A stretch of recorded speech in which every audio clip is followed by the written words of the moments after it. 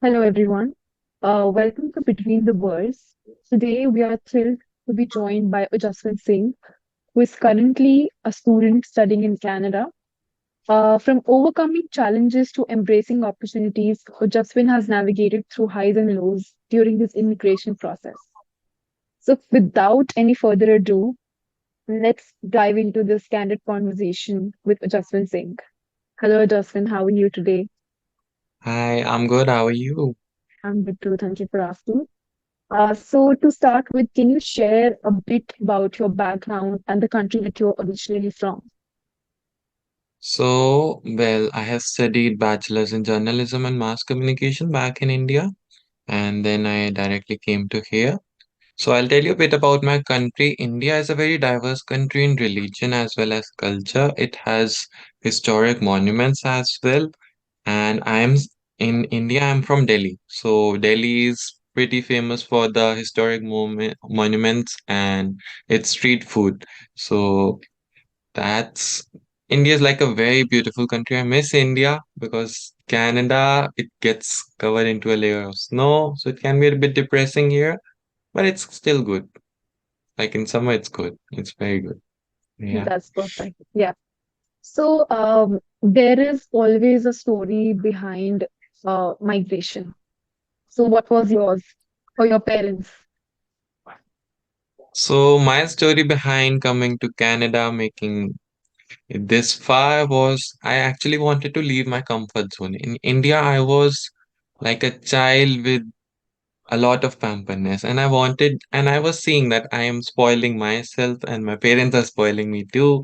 So I actually wanted to test myself, and that's why I left everything back in India, my comfort zone, my warm bed, and I came to Canada to study, to make a living for myself. But as difficult as it is, but I still like it because it was my decision after all, and I think it keeps me motivated to go on further and further, and I'm preparing myself for the life and upcoming challenges. Every day I face a new challenge, like finding a new room or finding a job or dealing with people. But na- I feel like I'm preparing myself for the future good. So, yeah. Yeah, that is great. So why did you choose this country only and not somewhere else? Why Well, Canada? I had my options. I had Australia, I had USA, I looked a lot of countries. I looked London, I mean England, which I wanted to see where I could do my best. Then I specifically targeted the courses I wanted to do. So that was related to my field. So earlier I was interested in cinematography. Then I changed my interest to 3D animation. Then I ended up doing digital marketing currently. So I was not certain about what I wanted to do. So I was thinking, like, if I want to do a master's, I would spend too much money. And the only country that offered diploma courses right now after post graduation was Canada. So that Okay. was the reason I came to Canada. And the curriculum in the courses were pretty good, what I wanted to learn. So that's the main reason why I chose Canada. Canada. Okay, perfect. So you told me that you are from journalism background back in your home country, India.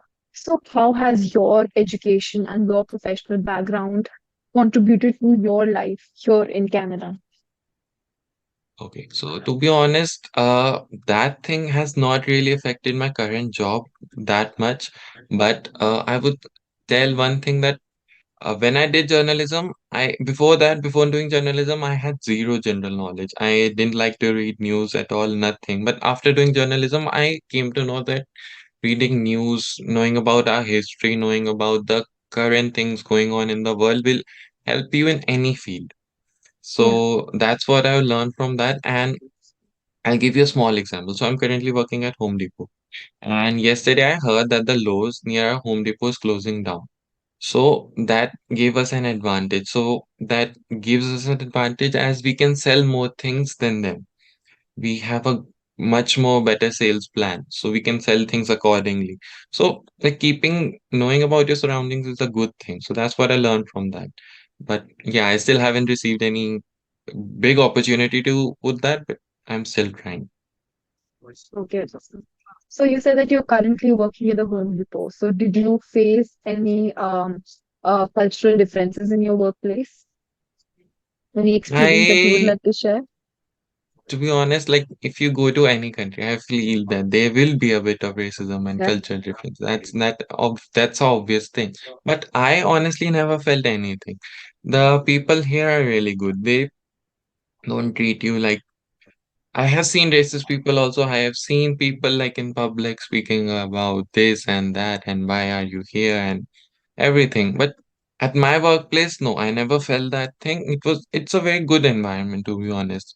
The people there, the managers, everyone, they're very soft spoken. They'll help you. They would never make you feel like you're from a different country or anything like that.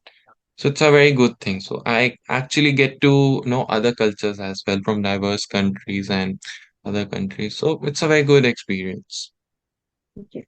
So, coming to your immigration process, so Justin, you shared with us that one of the particular reasons that motivated you to migrate to this country was that you wanted to get out of your comfort zone, right? That you wanted to get out of that shell that you were living in India. So, did you, during your immigration process, did you have any resources that you followed, that provided valuable information for your immigration process? So it was a very big journey to be honest. And in the starting, I just had the research on my own, like which country and wanted to do, which course I wanted to do. So that was the only knowledge. Then I started researching about how to go to Canada or how to go to any other countries. So for that, I went to different type of consultants. I didn't took only one consultant. I had like met 10 of the consultants. Then I chose the final one. Then I eventually landed up in Canada, but even in there were a lot of difficulties that I faced, like a paperwork, like what were the requirements for this course, for a specific course, and that the course matches my background. Then there was financial issues that I had to show financial things. And there was a time when, like, to be honest, my visa actually got rejected for the first time I applied. So Oh, that was also a bit of hassle. And to be honest, my consultant, we had no idea why it got rejected, although they gave us the reason that this course that you're doing, it's already in your country. Why do you want to come to our country? But that seemed like a bit of, how do I say, unequalness to me because there was a girl who was studying with me. She got into the same course. She was my from my same college had a where I similar was doing my background like bachelor's yours. from. Yes, Okay. everything similar. Yeah. And I would also say that I also had an advantage over her profile, but still things happen. So it is a bit of hassle, but like still, I wanted to challenge myself, so maybe that's why I Yeah. got that hassle. So yeah, So what can we say? It's like a journey, that to a tedious one, right? So it's it would be great if you could walk us through your application process. What documents did you majorly had gather and then you submitted during your application process? so well. There were a lot of documents. I have a drive folder that has around 50 documents or more than that. So I don't remember each one, but I would like tell you what I started with. So the 10th grade mark sheet, 12th grade mark sheet, all the certificates that you have earned overall from 10 to your college, then your college mark sheets, all semester wise mark sheets, and then you have to write an statement of purpose, like why you're coming to Canada. You have to specifically mention the reason, like it should be clear and concise so that they do not reject your visa on any basis. Then there were things like financial things, like I had to show bank statements of my account, my father's account, my mother's account, how good we are financially doing, so that they can actually support my studies if I am not able to support it. We also have to, like if you're an international student, you're coming, you also have to open an GIC account here.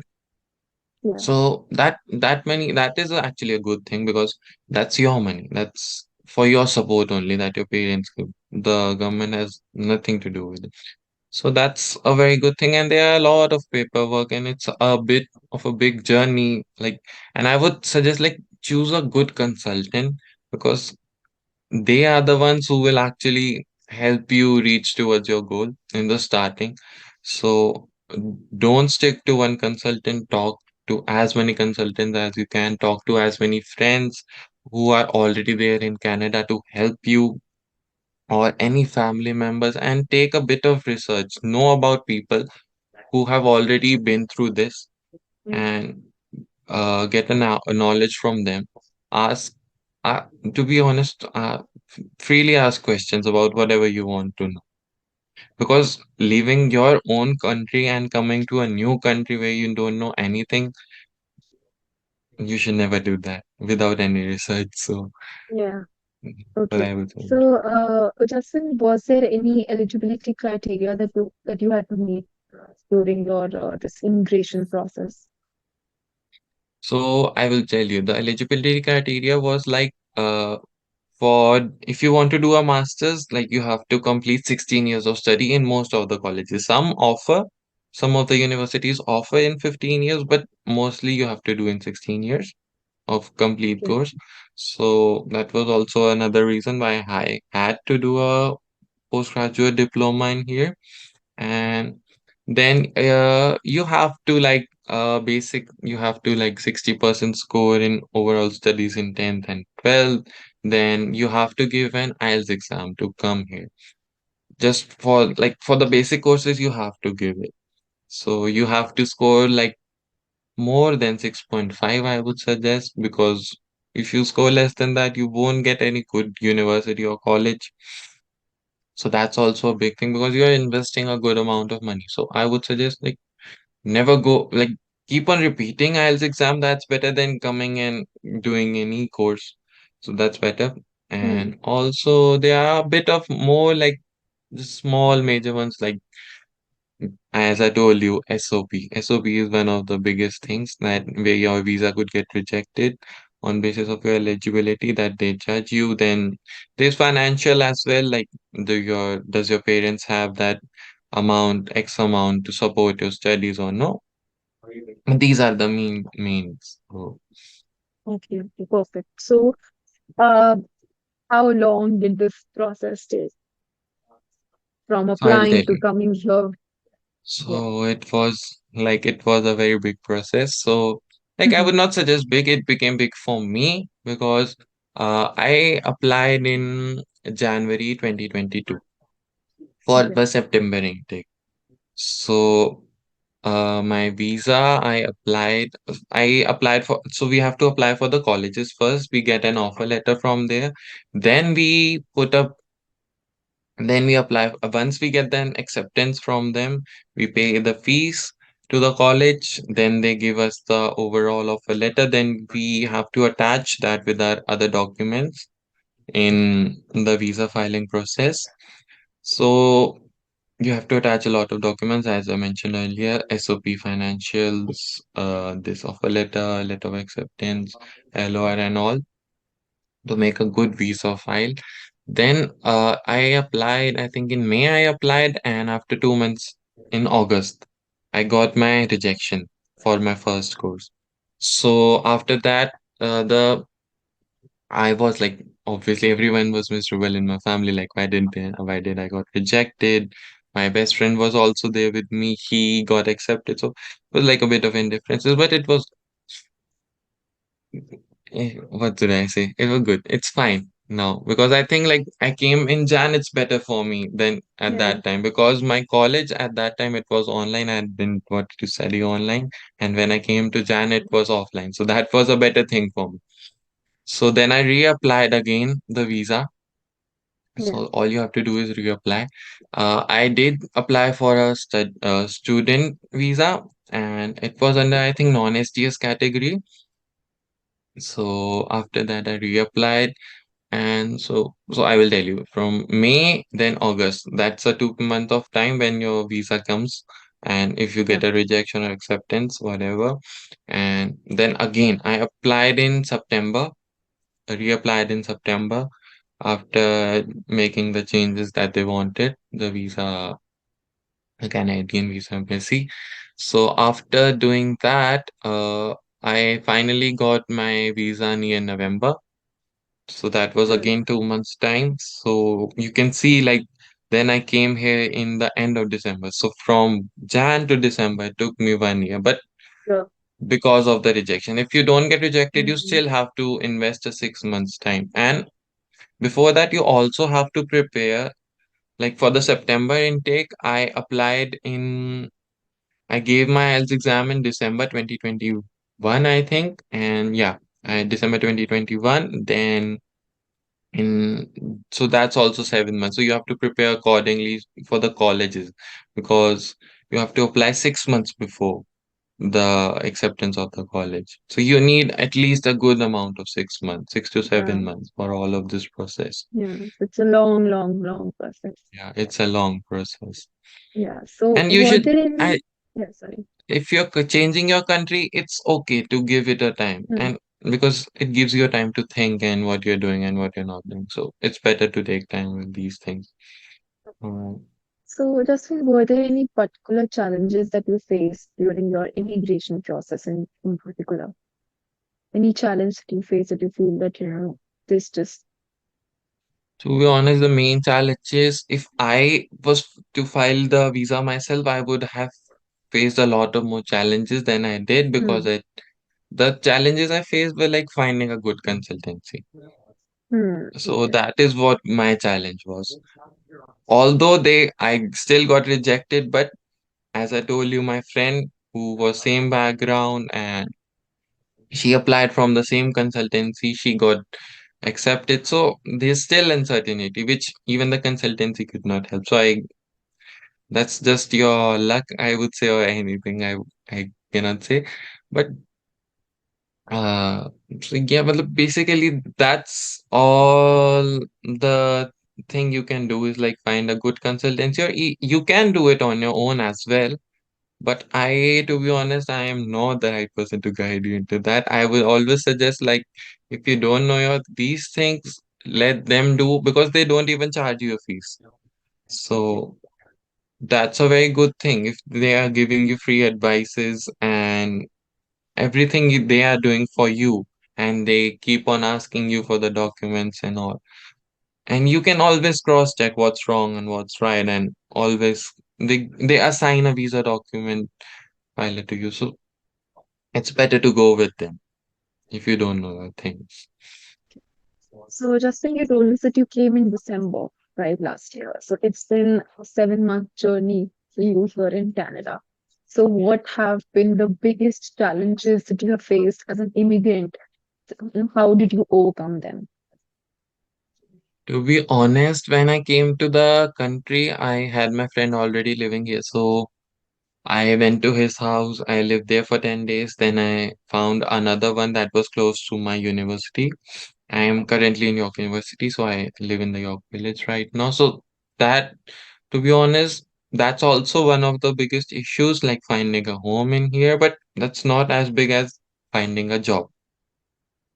So that was the biggest hassle of my life coming to Canada, finding a part-time job because I had applied. I will tell you, I started from 1 or 2 in 2 p.m. in the afternoon, till around 12 a.m. till night. I used to just send out resumes to anywhere I could find a part-time job. I used to edit them and then resend them again and fill in the forms and whatnot. And I mean, I would have around fill 100 resumes or opportunities, but I only got replied from two, three, four. That's it, and those were also not very positive replies. So that was bad. So after that, I started to go like I went to Yorkdale Mall. There's a mall Yorkdale.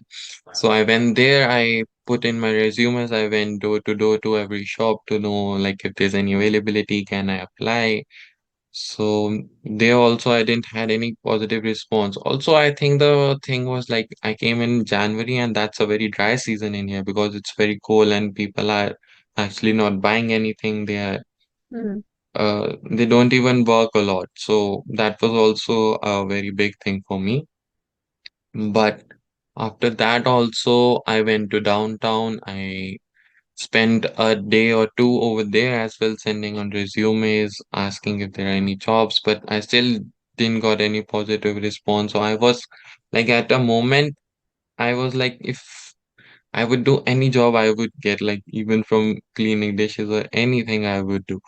So then I asked my friends, and after a few, like, after a good 2 or 2.5 months, I finally landed a job in Home Depot that I'm currently doing with. And that was also with a reference. That was also not like I got it on my own skills or something. So that's like one of the biggest issues that's going on in Toronto right now. Hmm. Getting a Understood. part-time job. It's very Okay. Yeah. difficult these days. So, Justin, we've talked a lot about the challenges that you faced and all your lows. Let's Mm. come to your highs. What is that one proud moment that you feel that you felt proud when you came here? So even after all of these challenges that I faced, I still feel like I'm still doing good. And once you do like overcome and challenge, you feel like, yeah, you have done something good. That in India, I would have never expected to go to door to door. I because I would always have been under my comfort zone, under my Mm, parents. Like they would always help me monetarily. They would help me here as well, but that's the point. I don't want their help right now. I want to get stable on my own feet. They're always there to help you, but still. So once you overcome and challenge, you get a confidence in yourself. Like you can do a lot more in your life. And the other thing is that when I came here, before in India, I was not focused on my career at all. But when I came here, I know that I have limited time. I have to study, I have to make food, I have to clean, I have to do groceries. So I get a very particular, small bit of particular amount of time to study. So I tend not to waste it, and I like spend good amount of time and quality time. Even if I just get 1 hour, I try to like spend quality time in there studying. I don't like India. I was used to play PUBG and so many video games and so much, but in since I've came here, I didn't got any time, and I'm glad that I am a lot focused than in India. And so yeah, it's better for your own development. You get more confident, you meet new people, you know how to face new people, who's doing right to you, who's not doing right to you, and you make new good friends. That's also really important because after a certain amount of time, your family can help you till a certain level. But I feel like the friends are the one who help you in every situation you can share with them. So these are, according to me, these are the things that mean the most valuable things in life. So mm. you should always try to get out of your comfort zone. That's great, Justin. So, how did this immigration process, the whole journey of a year, change you as a person? So this immigration process, like as I told you, I became more confident and more focused. Like even before, I was not even so fluent in English, and still I get a bit of it in that. But I am much more confident in speaking publicly and with people. I can interact with people more freely now. Earlier, I used to didn't even interact with people. I was always a shy kind of a person. So, but since I came here, I know like I should talk to these people, and I have to ask for opportunities. Nobody will give you an opportunity at your door. Nobody would do that. You always have to go after people. And it's not like you're using people. It's not that thing. It's like, it's a good thing to go and interact with them. Never feel like you are trying to like ask too much from a person. Hmm. No, you should go and ask. Networking is important. Yeah. Yeah. Mm. So, Perfect. So, Justin, your journey has been a roller coaster. Each twist and turn is has shaped the path that you have taken, right? So, looking back, what advice would you give to someone who's about to embark on this journey? Any okay. just most importantly, like two or three things that you think that the people could do to make the process easier, which you could have done. To be honest, doing like we have to file I will tell you first about the visa filing process. Mm, So, uh, the main issue that I faced was and most of the students face is like they have to wait for the offer letter first, then they have to pay the fees, then they file the visa, and if it got rejected, then you have to, and if you cancel the plan of coming here, then your fees get stuck, and it's a good amount of money for you. So I think like if you can reverse the process, like do the visa filing process first, then you can get like fill in the at least the fees part first. I get that the university acceptance is a big of a deal, but why is paying the fees first?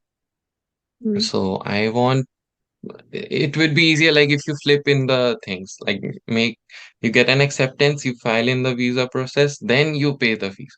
So that's much more easier. And the other things I would suggest, like take your time, plan things out, because I have seen my friends here who have struggled. They took the wrong courses, and if you do that, like you're wasting money, you're wasting time, you will actually be like, why am I here? So plan things out. Don't just come here just because your friends tell you that it's good and it's amazing. That's not the thing. You just come here to be focused on yourself. You will enjoy. You will definitely enjoy. You'll always make friends here and there. But main priority is you, yourself. So don't get influenced by anyone. And even sometimes consultant will tell you that this course is good for you. Don't take that. Take whatever you want to do and find consultant accordingly. So okay. talk to people who are already here. Talk Mm, to people in your family, or check reviews about the university. Ask from students. So I can suggest one more thing that if you want to know about a certain course, what I did was like there's a LinkedIn. So everybody should be on LinkedIn or must be on LinkedIn. So you go to the students who have already passed out and you message them. If they won't reply, that's fine. They'll just still ignore you. But sometimes people do reply, and all you're doing is asking about a feedback about the course. So that gives you a very good advantage of how actually the course was. They will give you an actual live example of how the course was and is it good for you or no. So take your time with the research. It doesn't matter if it takes like 6 months or 1 year, but if you know it's what you want to do, it doesn't matter. That's very short amount of time, 6 months to 1 year for that. So pretty much just plan things out. Because in this country, you cannot live without planning things. You cannot think mm. like, okay, we'll see what comes next. You cannot do that. You have to plan accordingly. That is some great advice, Justin. So, just to end it, I would like to ask you that what are your hopes and aspirations for your future in this country? Where do you see yourself down the line? Uh, so to be honest, this country has seen me in my highs and lows. So this is a very good country, and if you want, you can get very good opportunities in this country. You get good money, you get good opportunities, you get recognized for your work. But Mm, to be honest, after like a certain while, I feel like I am here for like a good amount of time. I am studying here for 2 years. Then after 3 to 4 years more, I am working here. Then I might even shift to like USA or something. I don't mm, know okay. what's there hidden in my life, but I know like at the end of the point, I still feel like I would like to go home, like India, back to India at a certain point. But before that, I want to be like very fulfilled and satisfied with my decision and my studies and my career before I do that. Mm. Otherwise, I won't go home. But I feel like there are good opportunities, and if you're focused, you can do anything. So you'll do great. So thank you so much, Jaswin, to let us through your immigration process and your journey here in Canada. It was a great candid conversation that we had with you today, and we hope you the best ahead for your future here in Canada. Thank you so much for joining us today. Thank you, Micah. Thank you.